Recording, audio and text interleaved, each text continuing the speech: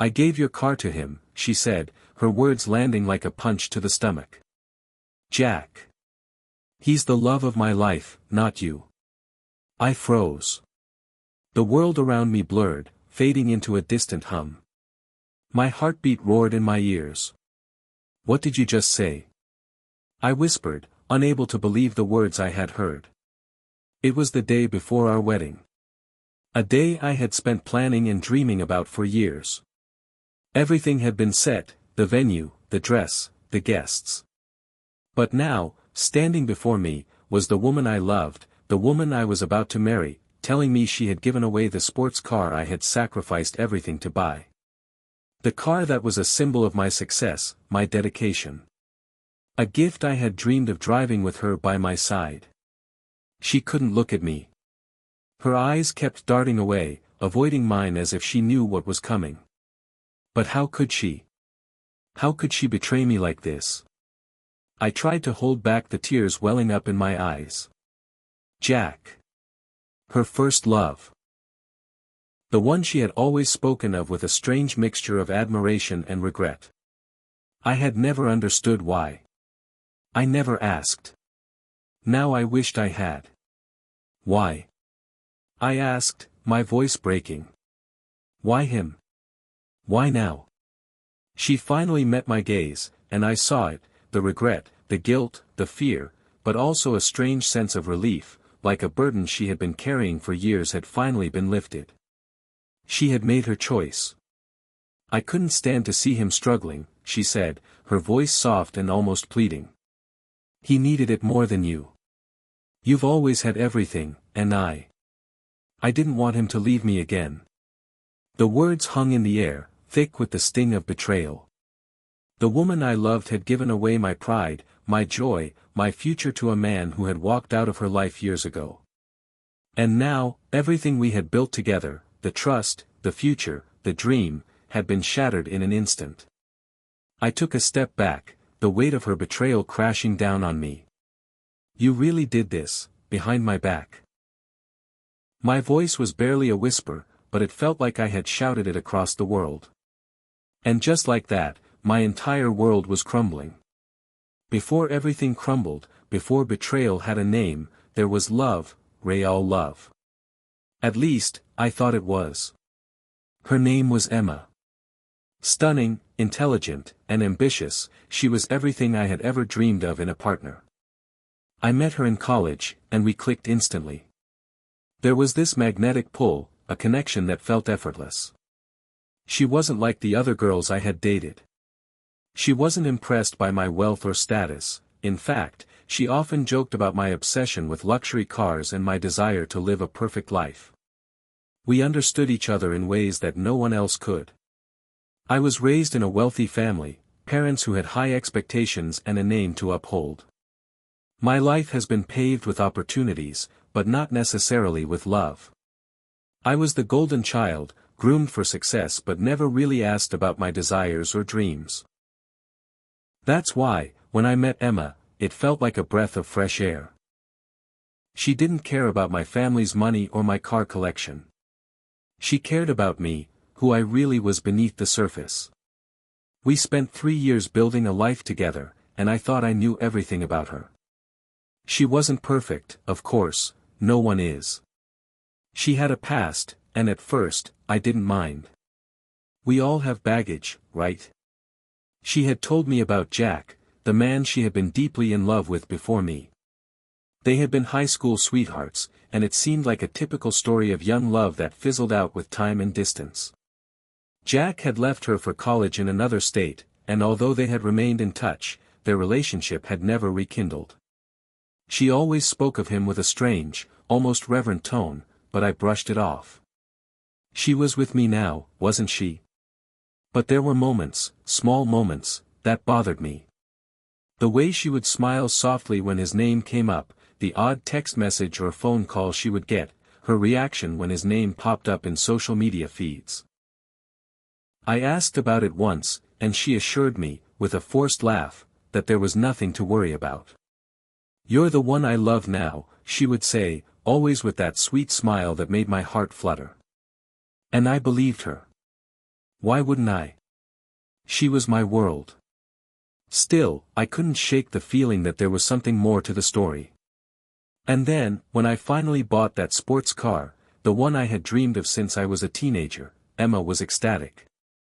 It wasn't just the car, it was a symbol of everything I had worked for. I had sacrificed a lot to get there, and I wanted to share that with her. We went on long drives, just the two of us, laughing under the open sky, talking about our future together. She even said it was perfect, that the car represented the start of our new life. We were going to get married. In just a few weeks, I was going to put a ring on her finger, and we were going to start a family. The life I had always dreamed of. But what I didn't know, what I couldn't know, was that the foundation of everything we had built together was already cracked. The truth about Jack had always lurked in the background, like a shadow Emma couldn't shake off. He was her first love, a term she used with a mixture of fondness and regret. She never went into detail about him, but I knew enough. Jack had been the kind of guy who could sweep anyone off their feet, charming, spontaneous, and incredibly magnetic. When they were teenagers, they had an intense, passionate relationship. From what I gathered, Jack had been the one to end it, citing distance and ambition as reasons for their breakup. Afterward, he had moved on with his life, and Emma had eventually followed suit. She told me she had loved me more than she had ever loved him, and in those moments, I wanted to believe her. But I also knew Jack wasn't completely out of the picture.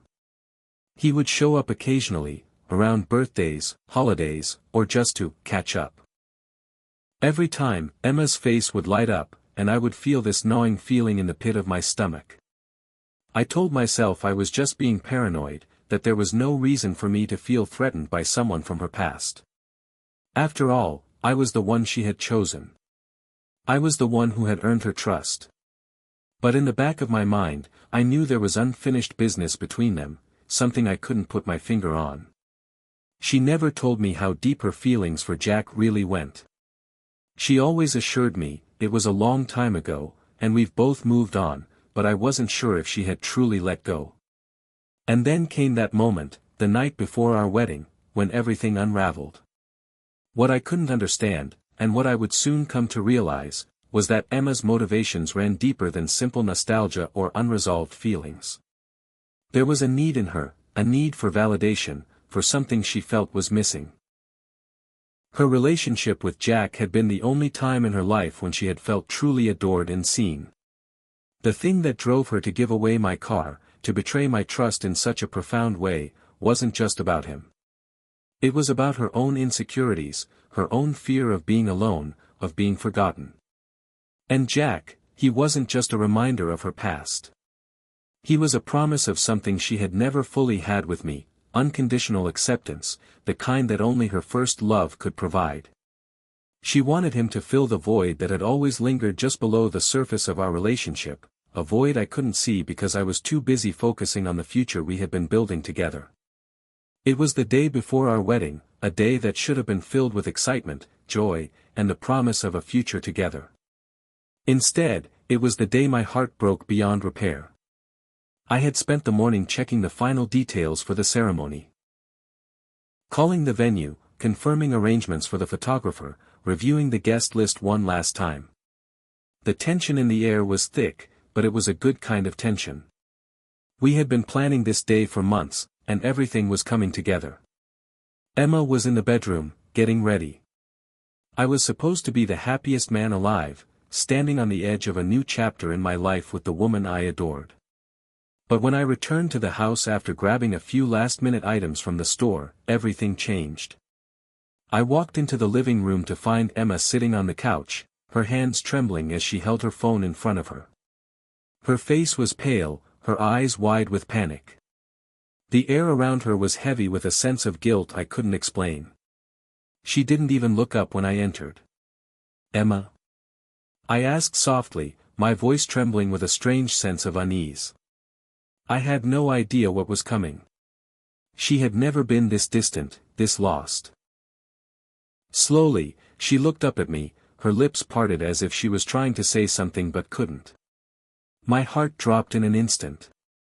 Something was terribly wrong. "I need to tell you something," she said, her voice barely above a whisper. "Emma, what's going on?" I was growing frantic now. I could feel the weight of something shifting in the room. The tension that had been hanging in the air for days was finally ready to break. I stepped closer, my gut tightening with dread. I knew, deep down, that whatever she was about to say wasn't good. She exhaled slowly, as though she had been holding her breath for far too long. "It's about the car." She paused, looking down at her hands, the phone still clutched between her fingers. "I gave it to Jack." I could feel my blood run cold. My vision blurred, and for a moment, I thought I might pass out. The words didn't make sense. "What do you mean, you gave it to Jack?" Her eyes darted toward the window, avoiding my gaze. Her voice quivered as she spoke again, like she was trying to hold back tears. "He was struggling with money. He needed it more than you. I couldn't stand seeing him suffer, so I gave him the car. I thought it would help, maybe fix things between us." The room spun. My stomach twisted into a knot so tight it felt like it was suffocating me. I felt like I had been punched in the chest. "You gave my car to him?" I repeated, the disbelief in my voice almost drowning out the sound of her confession. "Yes," she whispered. "I'm sorry, I didn't know how to tell you, but I couldn't keep it a secret anymore. You were going to find out anyway." The air in the room felt stifling, oppressive. I stumbled backward, my mind racing to process what she had just said. The car, the one I had worked so hard for, the symbol of everything I had achieved, was now in the hands of the man who had walked out of her life years ago. And she had given it to him, not because she had to, but because she wanted to. "I don't understand," I said, the words tumbling out as my chest constricted with anger and disbelief. "You gave my car to him, to Jack, because he was struggling. What about me? What about us? What about our future?" Her lips quivered as she tried to explain, but every word only dug the knife deeper. "I didn't know how to make things right between us. I've always felt like something was missing. Jack, he was my first love. The one who truly understood me. And I thought maybe, just maybe, this could bring us closer again." I am trembling now. The weight of her words hit me like a freight train, and I couldn't breathe. My mind was spinning with confusion and hurt. Was this really happening? Had she just thrown away everything we had built for some outdated fantasy about a man who had left her years ago? "You've got to be kidding me," I muttered, my voice hoarse. "You gave him my car for your nostalgia?" Her face flushed, and I saw a flash of guilt in her eyes. But then, something changed. She took a deep breath and stood up, her shoulders square, as if she was finally going to say what she had been holding back. "I know this sounds crazy, but I had to do it. I couldn't stand the thought of him leaving me again. I wanted to prove to him that I still cared. That I still mattered to him." I felt my heart sink further, the weight of her words pressing down on me. The more she spoke, the clearer it became, this wasn't about the car. This was about her. About her feelings of inadequacy, about her deep-seated need for validation from someone who had long moved on. And we, were just collateral damage in the mess she had made of her emotions. "You're telling me," I said, my voice rising with a mix of anger and disbelief, "that you gave him my car to win his affection back? And you thought I wouldn't care?" The truth was more cutting than I had imagined. She wasn't just betraying my trust. She was betraying our entire relationship, all for a man who had already chosen to walk away from her. She had thrown everything away in the hope of rekindling a flame that had long since burned out. "Please, understand," she began, but I couldn't hear her anymore. I couldn't hear anything but the roaring of blood in my ears, the pounding of my heart in my chest. The betrayal was too deep. The wound was too fresh. "I don't understand," I said quietly, as I turned and walked toward the door. My hands were shaking. My vision was blurring. You didn't just give him a car, Emma. You gave him to us. You gave him everything we were supposed to be. With one last glance at the woman I thought I knew, I walked out of the house, the weight of her betrayal sinking in with every step. And I knew then, as I stepped into the night, that nothing would ever be the same again. I couldn't sleep that night. I couldn't even close my eyes without seeing Emma's face, her pale expression, the trembling hands as she confessed to giving away my car. I kept replaying her words over and over in my mind, trying to make sense of them, but the more I thought about it, the more I realized something deeper was at play. The betrayal wasn't just about the car. It wasn't just about Jack. It was about everything, the trust, the love, the life we had built together. I thought I knew Emma better than anyone, but now I was beginning to question if I had ever really known her at all. I needed answers. I couldn't just let this go. I couldn't just walk away. But I wasn't sure what I was even looking for anymore. What could possibly explain the depths of her actions? She had given away the car, yes, but that was just a symptom of something much darker. Something I hadn't fully understood. The next day, I drove aimlessly around the city, my mind consumed by thoughts of betrayal and revenge.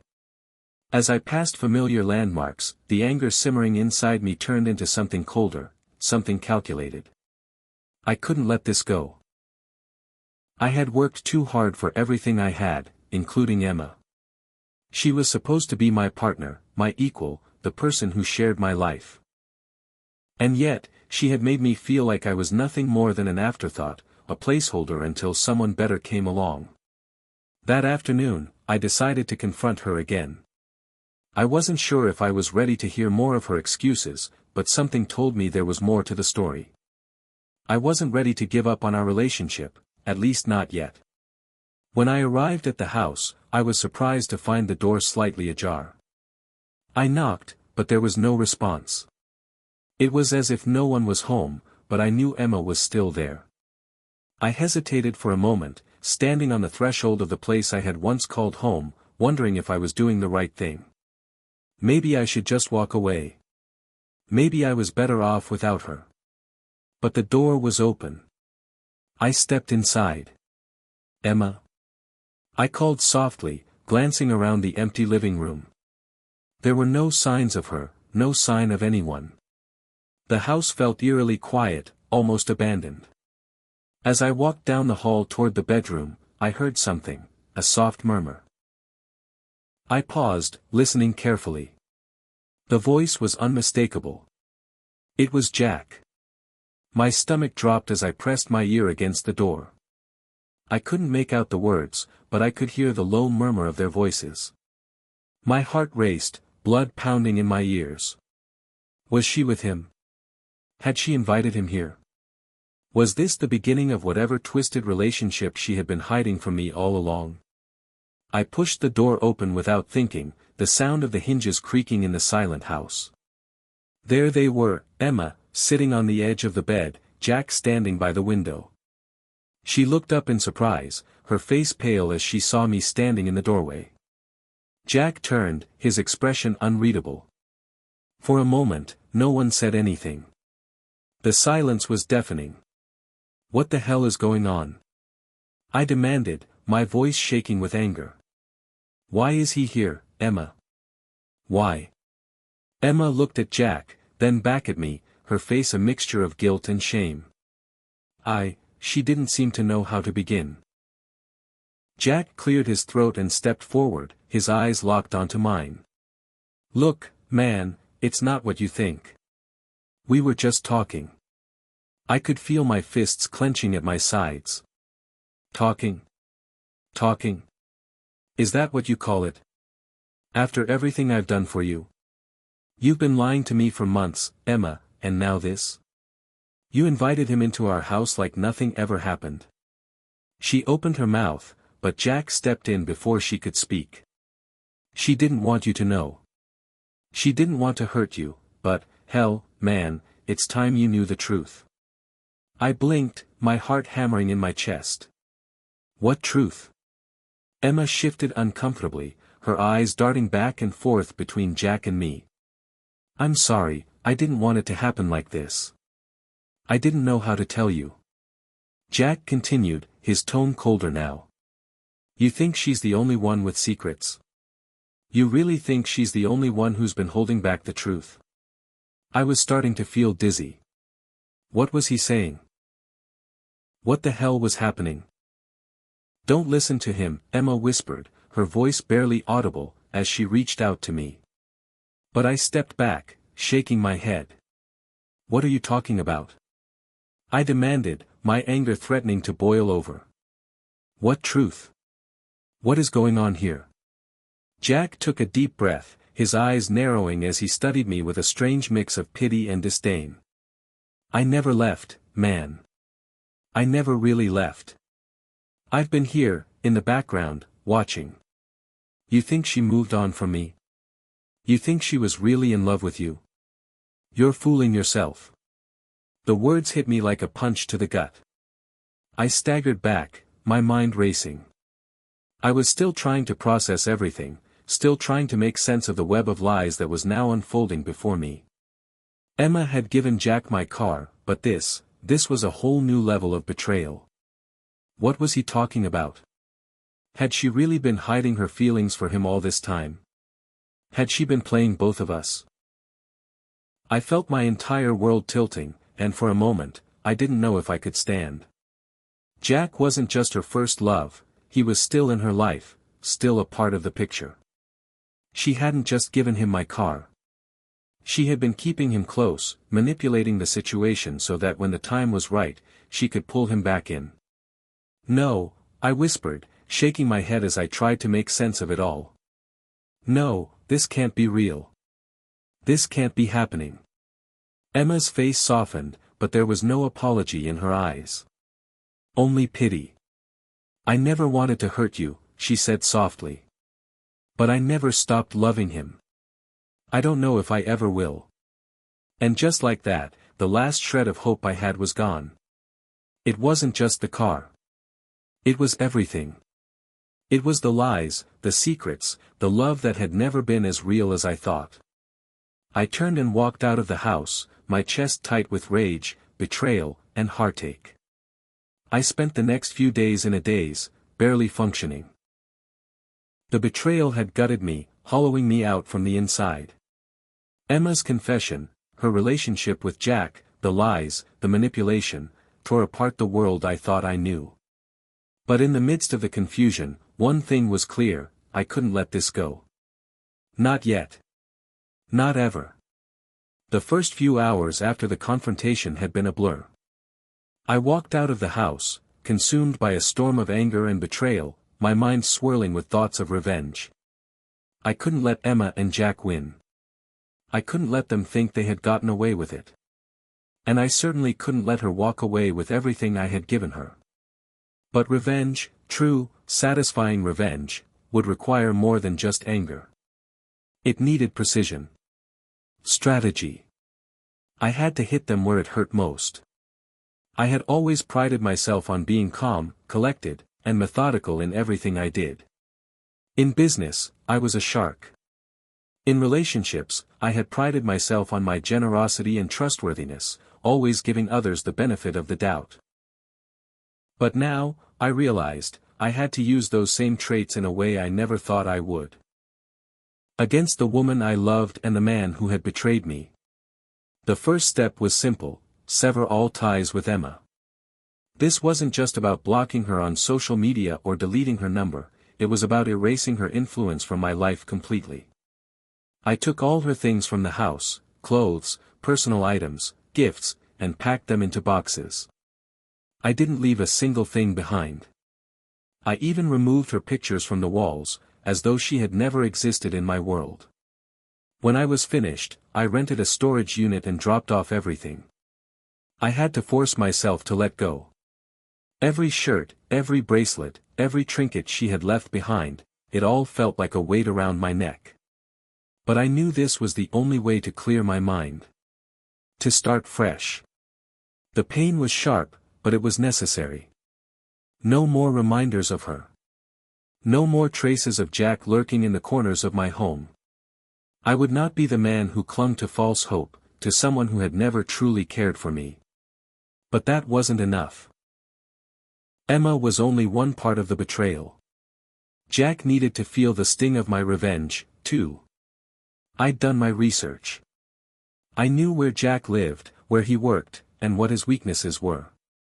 It didn't take long to figure out that he wasn't just a charming, careless guy who happened to come back into Emma's life. He was a manipulator, someone who used people to get what he wanted. His reputation in his industry was built on promises he never kept, deals that fell through, and people he had left in his wake. I was going to make sure he understood what it felt like to be betrayed. I started by using his own business against him. I knew Jack had a small startup, a tech company that was barely holding on. He had been using his charm and connections to secure investors, but his financials were a mess. I dug into his company, hiring a private investigator who could uncover any legal loopholes, any skeletons in the closet. I found out about his questionable dealings, his inability to meet deadlines, and his tendency to promise things he could never deliver. It was the perfect opportunity for me to strike. I made a few calls to some of his investors, subtly planting seeds of doubt. I didn't directly sabotage his company, but I made sure that the right people knew exactly what kind of man they were dealing with. When Jack's biggest investor suddenly pulled out, citing trust issues and concerns about future prospects, it sent shockwaves through his operation. Jack scrambled to find a replacement, but the damage had already been done. It wasn't just about business, though. I wanted to make Jack realize the cost of crossing me. I knew how much Emma meant to him. I knew how much he craved her attention, her validation. That was his weakness. And now, it was time for me to exploit it. I turned my attention back to Emma. While I focused on Jack's business troubles, I wanted to make sure Emma understood the consequences of what she had done. I knew she was struggling. I had seen it in her eyes when she looked at me, the guilt, the regret. But Emma wasn't the kind of person to admit she had made a mistake. No, she would try to justify it. She would blame me, blame Jack, blame the world, but never take responsibility. She never would. I knew that much. The next step of my revenge was to hit her where it hurt most, her sense of control, the pedestal she put herself on. I knew that Emma had always prided herself on her career. She had worked hard to climb the corporate ladder, and for years, she had flaunted her success as a way to prove her independence, her self-worth. But all of that was built on the foundations of lies and manipulation. I reached out to a few of her colleagues, people she trusted, and I subtly turned the tide against her. I hinted at some of her mistakes in project management, casting doubt on her abilities. A few well-placed comments, a couple of whispers in the right ears, and soon, Emma found herself under scrutiny from her superiors. Her recent performance evaluations came under review, and the promotion she had been working toward seemed less and less likely. She started to feel the pressure. Her confidence, once so unshakable, cracked. And I watched from the shadows as she began to unravel. She didn't understand why things were going wrong. She didn't understand why she was suddenly being questioned, criticized, and ignored. And through all of it, I remained in the background, watching it all unfold. But none of this was enough. I wanted them to suffer the way I had. I wanted them to feel the weight of their own actions, the same way I had felt when Emma betrayed me. The anger in me burned like wildfire, consuming everything in its path. Then I found it, the final piece of the puzzle. Jack had been having an affair with another woman on the side. A fling, a moment of weakness.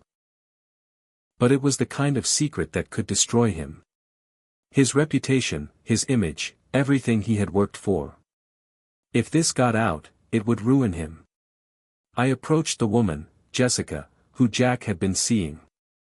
I didn't need to threaten her, she was already scared. She had been used by Jack, just like Emma had been. But I knew she wanted revenge too. I offered her a way out, one simple phone call, one whisper in the right ear, and Jack's affair would be exposed for everyone to see. All I had to do was give her the final push. The affair leaked. The scandal hit the tabloids. His investors, already skittish, pulled out for good. His company collapsed under the weight of the scandal, and the man who had used everyone around him to get what he wanted was now nothing more than a cautionary tale. I didn't need to take him down physically, his own demons did the work for me. The last piece of my revenge was something I had been planning for weeks, something subtle, but crushing. I knew Emma was struggling at work, feeling the pressure of her mistakes, the fallout from the gossip, the whispers behind her back. And as much as I had enjoyed seeing her unravel, I had one final, cutting blow to deliver. I took her out to dinner, the same restaurant where we had shared our first date, where I had proposed to her. The memories were fresh, and it felt almost poetic that I would deliver the final blow here. We talked, as we had so many times before. But this time, there was no warmth between us, no tenderness in her voice. She looked exhausted, defeated. She had no idea what was really happening, what I had done to her, to Jack, to the life we had once shared. "I don't know what happened to us," she whispered, her eyes filled with exhaustion. "I thought we had everything." "We did," I said, my voice calm, almost soothing. "But you gave it all away for someone who never cared about you. For a man who never really loved you, not the way I did." Her eyes widened as the realization hit. She looked at me, her expression one of disbelief. And for the first time in months, she seemed to understand the depth of her mistake. I had won. I had taken everything she thought she could control and made it crumble around her. The aftermath was quieter than I expected. After everything had fallen into place, I thought I'd feel a rush of satisfaction, a sense of finality that would allow me to close this chapter for good. But there was none of that. Instead, there was a hollow silence. I sat alone in my apartment, staring at the walls that had once held the promises of a future with Emma. The anger that had burned so fiercely had finally burned out. The weight of the betrayal, the cunning strategy one had used to dismantle her world, was now just done.